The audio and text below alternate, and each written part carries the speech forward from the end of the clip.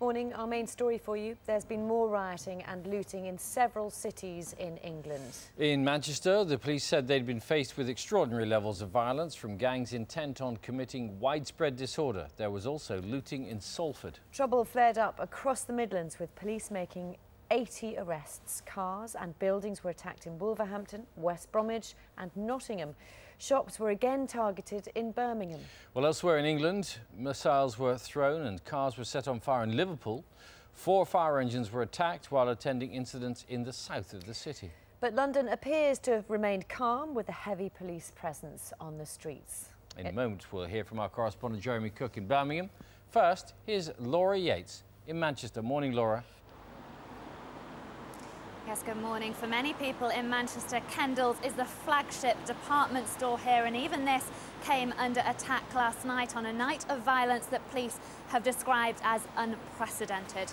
Shops were targeted, looted, some were even set fire to as hundreds of rioters tore through the city centre. Police officers, emergency service workers were attacked as they tried to do their jobs. 47 people were arrested in total. Police say more will follow today. Ed Thomas now reports on last night's events. For hours, rioters ran around Manchester city centre, smashing windows and looting shops. On Market Street, Miss Selfridge was set on fire, while hundreds taunted police before running away. It left many who live here in disbelief. Well, it's a bit heartbreaking, really. It's a bit wrong. It's your city.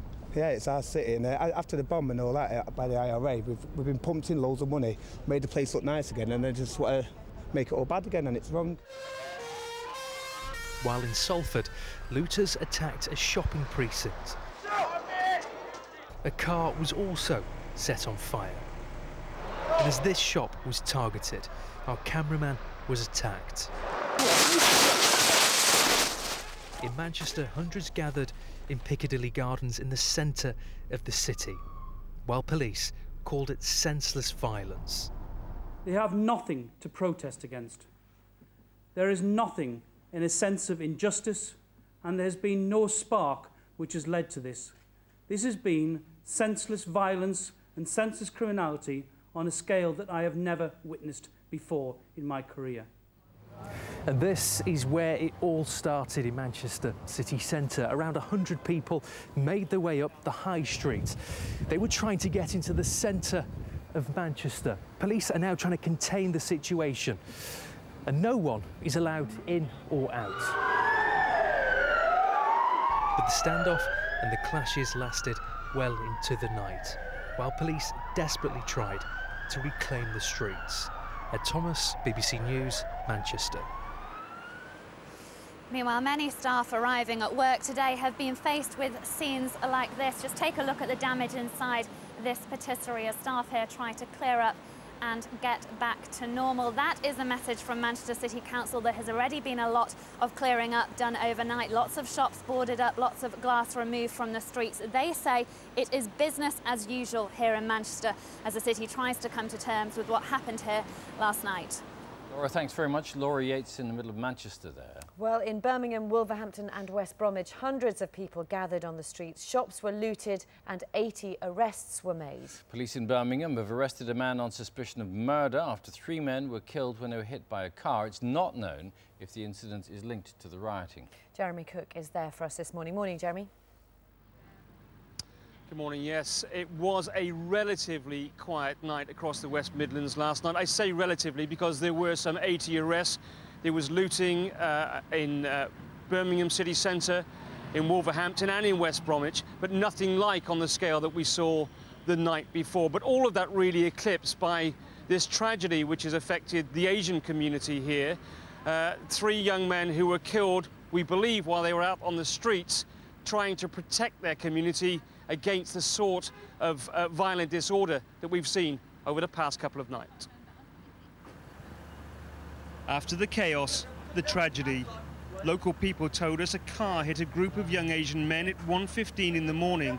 It was, they say, a hit and run. They also say that those killed had been on the streets to protect their community against the violent disorder which continued in this city into the night. As news of the incident spread among the community, many gathered at the hospital where the casualties had been taken. Then came the news they'd been dreading. There was grief and there was anger. A car came flying, straight through, a bunch of lads were standing there, come flying, took out 3 of the guys, were flying into midair, landed and they just ran, gone off, that's it, that's all that happened. It didn't stop, intentionally went to us, onto the curb, and they were gone within 6-7 seconds, it was all over. And 3 of our boys, basically, we don't know if they're going to survive now in the hospital.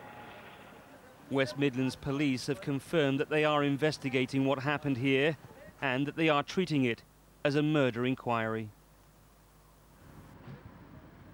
Well, the crowd outside the hospital is dispersing now, but before they broke up to go home, the community here was told that a murder investigation has been launched and that 1 person is under arrest. The police are carrying out a forensic investigation on the car which they believe was involved in this. We've seen some incredibly emotional scenes within the last few minutes, though, as members of the family of the 3rd victim of this incident have been told that he has passed away, confirming that 3 people have been killed in this incident.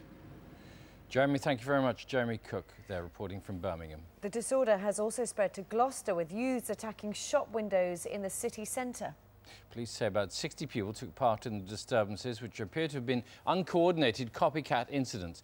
A number of small fires were also started, all understood now to have been brought under control. In Nottingham, a police station was firebombed by a group of 30 to 40 men. Police say there were hundreds of incidents across the city. Well, there has, though, been no repeat of the rioting and violence in London after 16,000 police officers were deployed in the capital overnight. In some areas, community groups organised their own patrols to deter any looters. In Enfield, a far cry from the trouble of Sunday night. Tempers only flaring when local people who turned out to prevent any looting were themselves contained by police. In nearby Eltham, a similar story. Only very minor scuffles and no looting. Driving around London, it was a quiet night, the fiery madness of Monday not repeated. Only the rows of parked police vehicles, these drafted in from Wales, a reminder that all had not been well. In Southall, where there had been rumours of planned trouble, local Sikhs gathered together to protect their temple and the community. If they come into our territories, we will literally do everything in our power to literally chase them off. If the Met's not here, then tough luck. We'll take the law into our own hands.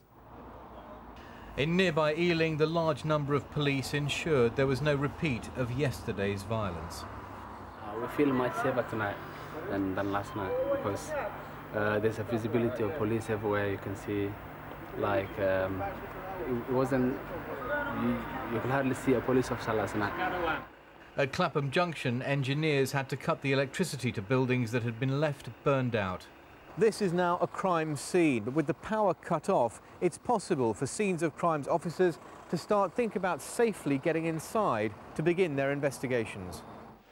After Monday's violence, last night it was calm in the capital, though it's too soon for the police to put away their riot gear altogether. Ben Ando, BBC News. And MPs are returning to Westminster for the first summer recall of Parliament for a decade. They'll be debating the outbreak of looting and violence tomorrow. This morning, David Cameron will chair another meeting of the Cobra Emergency Planning Committee. Our political correspondent Sean Curran is at Downing Street with more. 16,000 police on the streets of London. Are they saying that's likely to continue? Well, the message that we've had is that the resources are there for as long as they're needed. But when David Cameron chairs the meeting of Cobra, the government's emergency committee, at 9 o'clock this morning, obviously the officials and senior members of the government there will be assessing the events of the last 24 hours. They'll be looking at what happened last night, and they will be wondering where best to place their resources. And of course, there are now questions about what is going on away from London. They'll also be looking ahead to the political arguments we'll have in the Commons tomorrow, when we can expect MPs to be asking questions about the way the policing has been handled and the wider arguments. And don't forget, there is another issue here as well. After David Cameron has spoken tomorrow, we'll hear from the Chancellor on the economic situation before MPs go on to debate this. And there's already been the hint that some members of Parliament are linking what has happened to the whole issue of the economy and cuts. Sean Curran, thank you. Well, in other news this morning, an American official